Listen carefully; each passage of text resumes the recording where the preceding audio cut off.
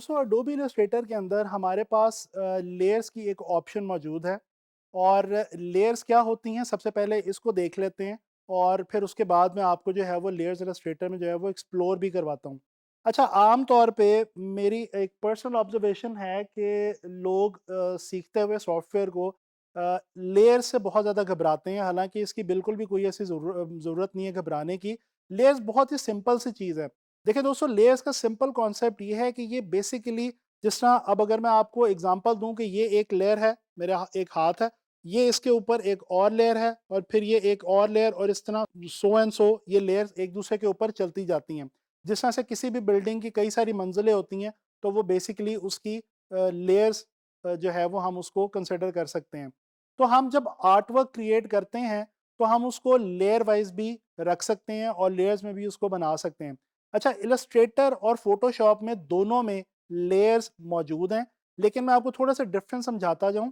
Photoshop जो है, जो आगे चल के हम देखेंगे, लर्न करेंगे, वो उसके अंदर हम देखेंगे कि वहाँ पे लेयर्स को साथ साथ मैनेज करना और लेयर्स के अंदर काम करना, लेयर्स के थ्रू काम करना हमारे लिए लाजिम है, मैंडेटरी है। उसमें उसके बगैर हमारा गुजारा ही नहीं है, क्योंकि फोटोशॉप का जो वर्क फ्लो है वो बेसिकली बेस्ड ही लेयर्स के ऊपर है। लेकिन इलस्ट्रेटर के अंदर हमें ये सहूलत है कि ये यहाँ पे हम अगर लेयर्स खुद से ना बनाएं, ना मैनेज करें, तो भी हमारा काम जो है वो डिस्टर्ब नहीं होता।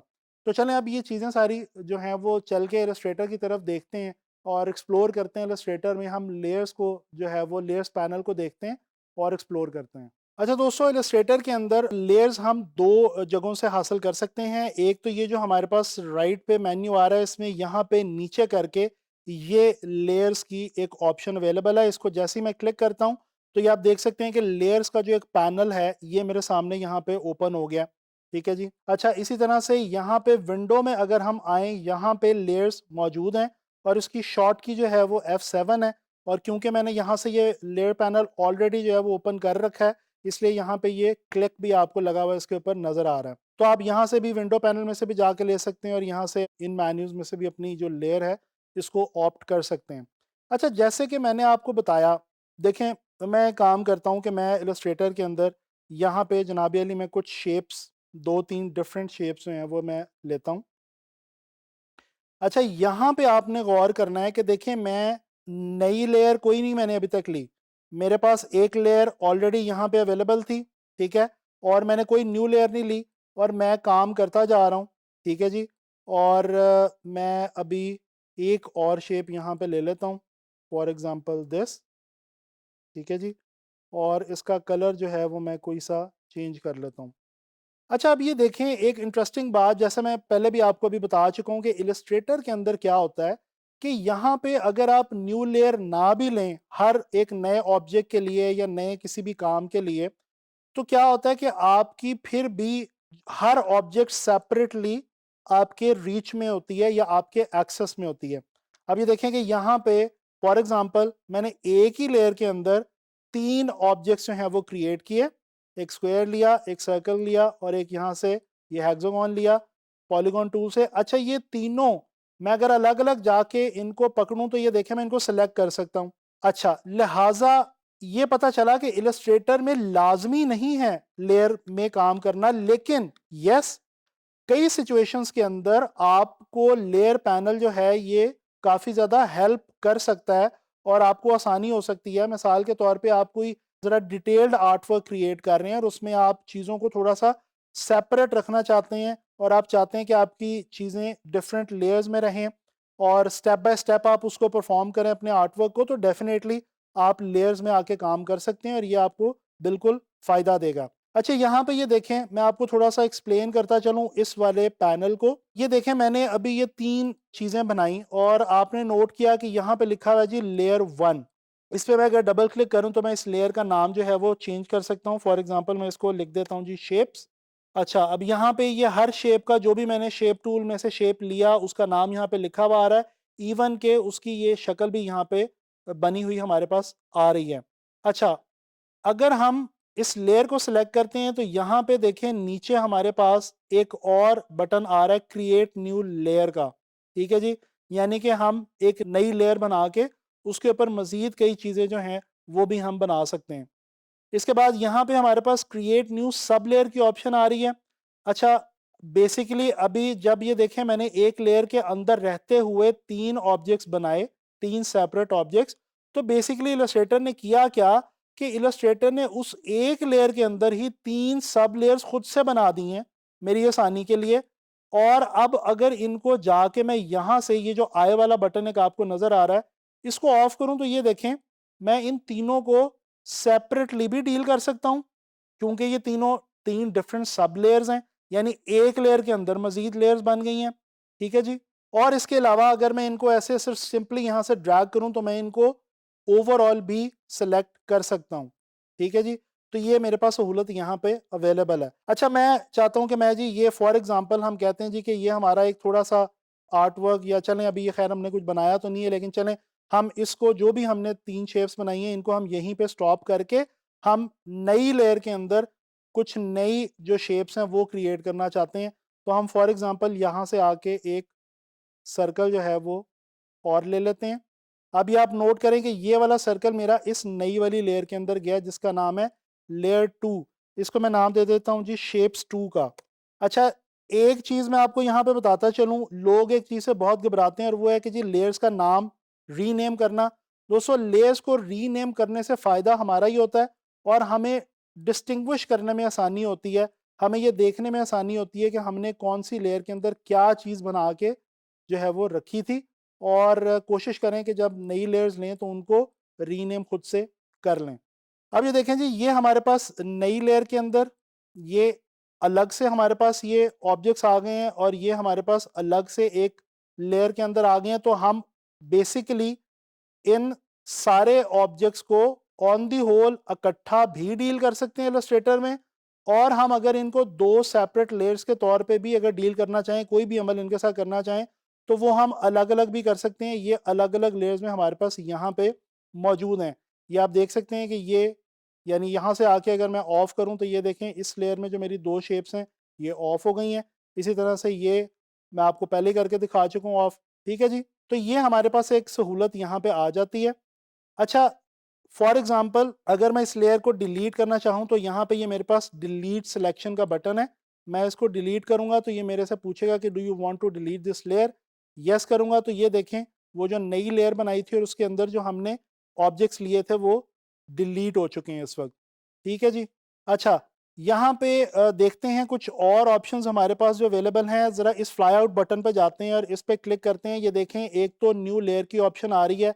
इस वाली ऑप्शन में क्या है हमारे पास, इसको भी देख लेते हैं। दोस्तों, यहाँ से एक तो वही हम रीनेम कर सकते हैं जो कि हमने यहाँ से भी कर लिया था। इसके अलावा हम यहाँ पे इसका कलर दे सकते हैं। ठीक है जी। ये कलर जो है ये यहाँ पे आप देखें ये आपको ग्रीन और ब्लू 2 कलर्स नज़र आ रहे हैं, क्योंकि बाय डिफ़ॉल्ट जब कोई लेयर बनती है तो इलस्ट्रेटर आमतौर पे उसको यहाँ पे ब्लू कलर देता है और ये ब्लू कलर यहाँ पे आपको बाउंडिंग बॉक्स पे भी नज़र आ रहा होता है। लेकिन अगर इस वाली जगह पे यहाँ पे अब अगर मैं ये देखें इस नई लेयर में जिसका कलर मैंने ग्रीन दिया था, इसको अगर मैं एक शेप इसके अंदर क्रिएट करके उसको पकड़ता हूँ, होल्ड करता हूँ, सेलेक्ट करता हूँ तो ये देखें इसका जो बाउंडिंग बॉक्स है वो ब्लू नहीं आ रहा, वो ग्रीन आ रहा है। तो मैं डिस्टिंग्विश कर सकता हूँ कि अच्छा ये मेरी दूसरी लेयर का ऑब्जेक्ट है और ये वाला जो है ये मेरी पहली वाली लेयर का ऑब्जेक्ट है।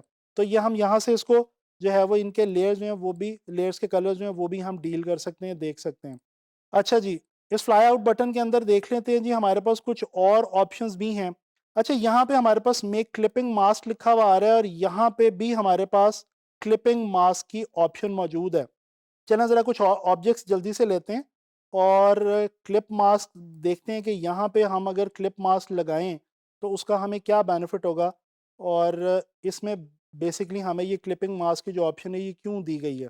ऑल्ट की मदद से मैं इसको जो है वो डुप्लिकेट कर लेता हूँ और मैं अभी फ़िलहाल इन्हीं शेप्स को जो है वो डुप्लिकेट कर रहा हूँ और इन्हीं को मैं जो है वो दोबारा कोई और कलर जो है वो दे देता हूँ ताकि हमारा टाइम बच जाए। अच्छा जी, अब ये मैंने कुछ शेप जो हैं ये डुप्लिकेट कर ली हैं और इनको मैंने कुछ डिफरेंट जो है वो कलर्स भी दे दिए हैं। इसको मैं थोड़ा-सा अपनी कॉम्पोज़िशन को जो है वो फैला देता हूँ और मैं क्या करता हूँ, मैं अब यहाँ से एक लेता हूँ जी सर्कल लिप्स टूल की मदद से ठीक है। और अब यहाँ पे आके मैं क्या करता हूँ कि मैं सेलेक्ट करके यहाँ से क्लिप मास्क बनाता हूँ। अच्छा ये देखें दोस्तों, क्लिप मास्क तो हमारा बन गया है, लेकिन यहाँ पे एक बड़ी जो इंटरेस्टिंग हमारे पास चीज़ आती है क्लिप मास्क के हवाले से, वो क्या आती है, जब आम तौर पे हम क्लिप मास्क बनाते थे तो ये हमारे पास पूरी शेप नहीं आ रही होती थी। ये आप देखें, अगर मैं इसको स्क्वायर को छोटा करूं तो ये देखें मेरा पूरा स्क्वायर मेरे पास अभी भी मुझे नजर आ रहा है। तो बेसिकली मैंने जो मास्क बनाया ये सर्कल वाला, इसके अंदर रहते हुए मैं इस ऑब्जेक्ट की शेप को इंडिपेंडेंटली भी डील कर सकता हूं इस वक्त। ठीक है जी। ये देखें, इसको अगर मैं छोटा करूं तो ये एक अलग से मेरे पास स्क्वायर अभी भी मौजूद है। तो बेसिकली यहां से आके लेयर से क्लिप मास्क लगाने का फायदा क्या है कि मास्क तो लग जाएगा और वो ऑब्जेक्ट्स मास्क हो जाएंगे हमारे उस बड़े ऑब्जेक्ट में जिसके अंदर हमने उसको मास्क किया है, या उस पाथ के अंदर जिसमें हमने उसको मास्क किया है। लेकिन उनकी जो इंडिपेंडेंट वैल्यू है वो भी अपनी जगह वहीं के वहीं कायम रहेगी, और वो भी जो है वो डिस्टर्ब नहीं होने पाएगी। तो ये एक हमारे पास यहाँ पे जो क्लिपिंग मास्क के हवाले से एक इंटरेस्टिंग ऑप्शन लेयर पैनल के अंदर यहाँ पे हमें दी गई है, अवेलेबल है। ठीक है जी। अच्छा यहाँ पे ये एक सर्च की ऑप्शन आपको नज़र आ रही है, इसमें आप बेसिकली जाके कोई भी चीज़ जो है वो सर्च भी कर सकते हैं। दोस्तों इस लेसन में हम लोगों ने इलस्ट्रेटर में लेयर्स के हवाले से जो है वो डिस्कस किया, और मैंने आपको बताया कि लेयर्स इलस्ट्रेटर में हम किस तरह से इस्तेमाल कर सकते हैं।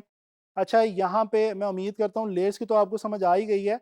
मैं ये भी आपको बताता चलूँ कि ये इलस्ट्रेटर के हवाले से हमारा जो है वो लास्ट लेसन था, और आने वाले लेसन्स में हम इंशाल्लाह ताला किसी और सॉफ्टवेयर के साथ जो है वो मिलेंगे और मज़ीद चीज़ें जो है वो ग्राफिक डिज़ाइन के हवाले से लर्न करेंगे। मैं उम्मीद करता हूँ कि इलस्ट्रेटर के हवाले से हमने जितने भी टूल्स लर्न किए हैं इस कोर्स में, या जो भी हमने चीज़ें सीखी हैं, जितने भी फीचर्स हमने इलस्ट्रेटर के देखे हैं, अब आप लोगों का काम यह है कि आपने उनको प्रैक्टिस करना है। दोस्तों याद रखें, प्रैक्टिस बहुत ज़रूरी है।